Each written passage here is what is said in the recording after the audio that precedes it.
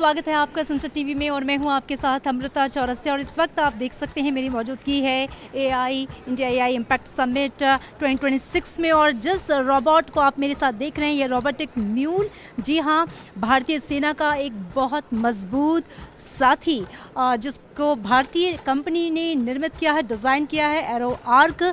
ये क्या है, इसकी खूबियाँ क्या है और ये कैसे इंडियन डिफेंस सिस्टम में हमारे सैनिकों की सहायता करता है, इसके बारे में विस्तार से जानेंगे।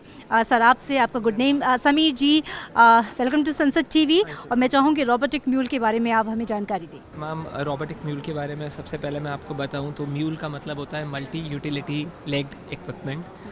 ये आपने बिल्कुल सही कहा, ये एक एज अ फोर्स मल्टीप्लायर अभी काम कर रहा है आर्मी में। हमारे भारतीय सैनिकों की जो क्षमता है उसको ये कई गुना बढ़ा देता है अपने लगे सेंसर्स की मदद से, अपने लगे जो इसके ऊपर हम पेलोड्स लगा सकते हैं। अभी भी आप देख रहे हैं कि इस पे जो पेलोड लगा है इसको हम वेपन स्टेशन कहते हैं। आप एक ही जीसीएस की मदद से दोनों को, रोबोटिक म्यूल को, इसके ऊपर लगे पेलोड को ऑपरेट कर सकते हैं। ये किसी भी जगह पे एक स्थान पे बैठे बैठे भेजा जा सकता है जहाँ पे भी सोल्जर को लगता है कि खतरा है। ये खतरे को भांप सकता है, खतरे को पहचान सकता है, पहचान के उसको लॉक करके किसी भी टारगेट को न्यूट्रलाइज कर सकता है। तो अगर हम बात करें एआई की, अभी हम एक एआई समिट के अंदर यहाँ पे प्रस्तुत हैं। एआई का ये एक जागता सीधा मतलब मैं कहूँ तो एक जीता जागता उदाहरण है जी।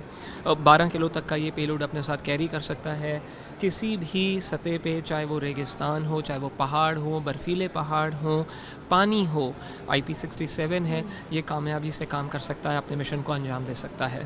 जैसा कि आपने बताया कि अभी इंडियन आर्मी के द्वारा वाइडली इसको यूज़ किया जा रहा है। बहुत सारी चीज़ें जो हैं आप सिक्योरिटी रीज़न से हमें नहीं भी बताएंगे, लेकिन मैं चाहूँगी कि चूँकि इसको एरो आर्क इंडियन कंपनी ने डिज़ाइन किया है, क्या आगे भी इसमें और इम्प्रूवमेंट की गुंजाइश है? किस तरीके की तैयारी आप लोगों की? बिल्कुल, इसके अंदर मैं ये नहीं कहूँगा कि बहुत ज़्यादा इम्प्रूवमेंट का एक इसके अंदर वो है, बट हाँ, जो भी हमारे पास सजेशंस भारतीय सेना से आते हैं वो हम पूरी कोशिश करते हैं कि वो हम इसमें और इनबिल्ट करें।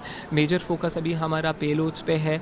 हम ये चाहते हैं कि कुछ ऐसे यूज़फुल पेलोड्स हम दें जो उनकी मदद और हो सके, उनका हम हाथ कैसे बढ़ा सकते हैं या बढ़ा सकते हैं। तो बेसिकली जो वेपन स्टेशन जैसे हमने लगाया, हम रोबोटिक आर्म पे भी काम कर रहे हैं, हम CBRN डिवाइसेस पे काम कर रहे हैं जो माइंस को डिटेक्ट कर सकती है।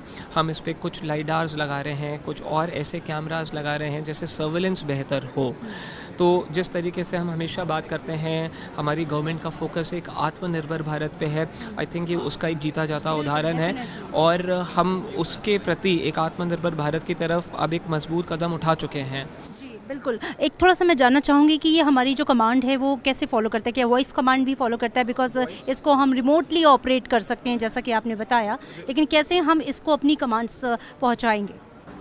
इसके अंदर हम वॉइस कमांड्स सिक्योरिटी रीजंस की वजह से नहीं देते हैं, क्योंकि उसके अंदर सिक्योरिटी को हम एक तरीके से ख़तरे में डालते हैं।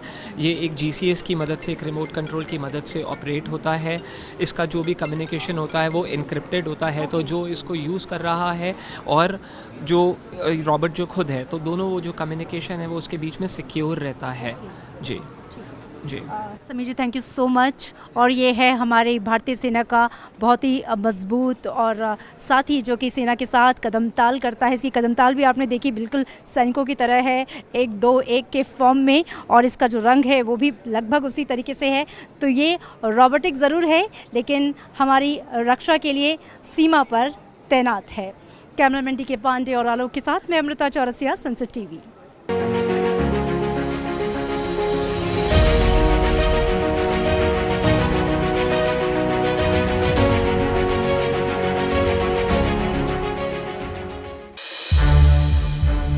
संसद टीवी के और भी प्रोग्राम्स देखने के लिए सब्सक्राइब करें हमारा YouTube चैनल और हाँ, इन्हें लाइक और शेयर करना ना भूलें।